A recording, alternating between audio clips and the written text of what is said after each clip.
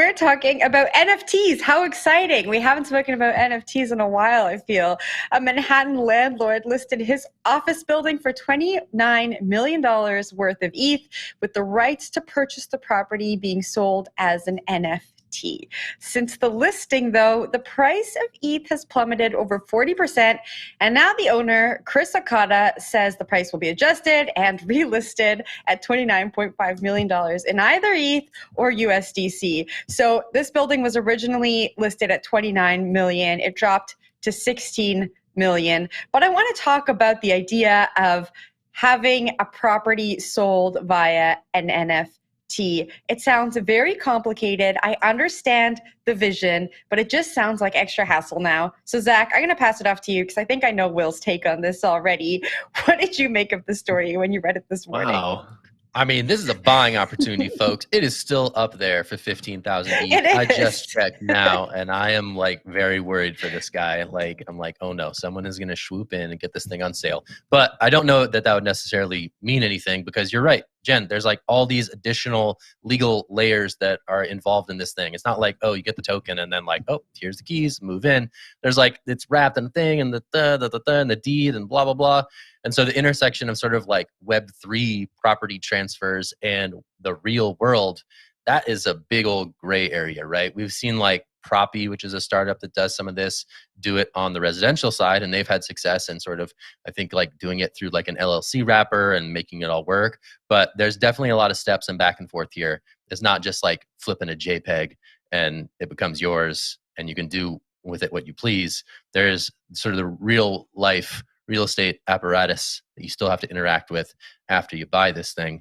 I hope they relist it soon because, hey man, that wouldn't be good. Jen, tossing it to you.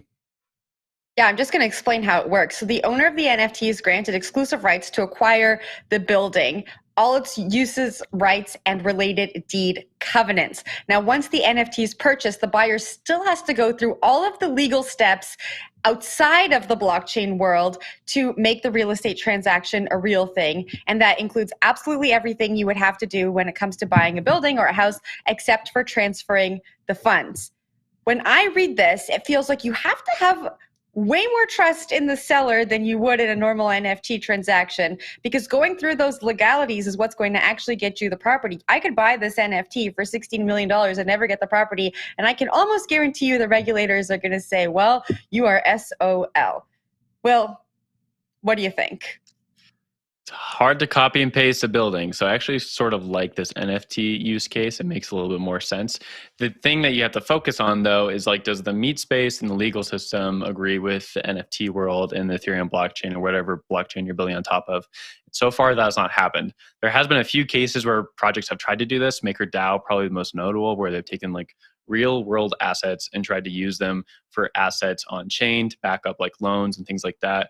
And that works sometimes, but then you have to have some sort of like intermediary between the two. And then that is centralized because you're trusting somebody with these keys in the physical world, even if it's a multi-sig. So you get into like really weird stuff where like the people who care about decentralization a ton have to make decisions about if you can be decentralized or centralized in that certain point, right? So it does not always work. For this NFT thing here, it's just kind of funny looking at like how NFTs work. Like certain point, the floor price drops, and that's just what it is, right? So like you hope you can relist it in time. But I'll leave it there. Zach, give it to you. I think in some future state, like this is the real utility of NFTs and there is an efficiency that is introduced to the system. Are we there yet? Absolutely not. I think this is sort of big like Bitcoin pizza vibes, you know, whether it's Bitcoin pizza or 111 West 24th.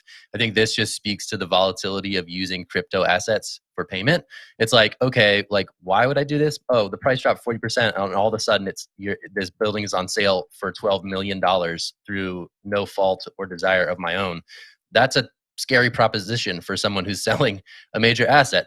So I think this sort of speaks to the stablecoin use case. Hey, we probably want to price, you know, on-chain transactions in stablecoins to avoid some of this volatility that you see in these market conditions. So, you know, whether this, that to me, just at the simplest level, that's what this story is about. But I'll toss it to Will for final thoughts.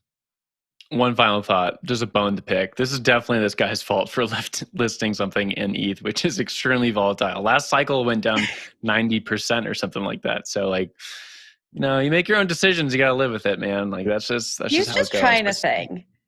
He was trying to think. If it went up, I guess like that would have been great. But then people probably wouldn't have bought it. So it doesn't make sense. Like at a certain point, like you need to use the instrument that's right for the listing. And I don't think ETH was the right thing. Unless this guy's like really bullish on ETH and he's okay with like it actually being denominated in ETH. Maybe he thinks like the merge isn't priced in or something like that. Maybe that's a good deal. But I don't buy it. Use a stable coin, man.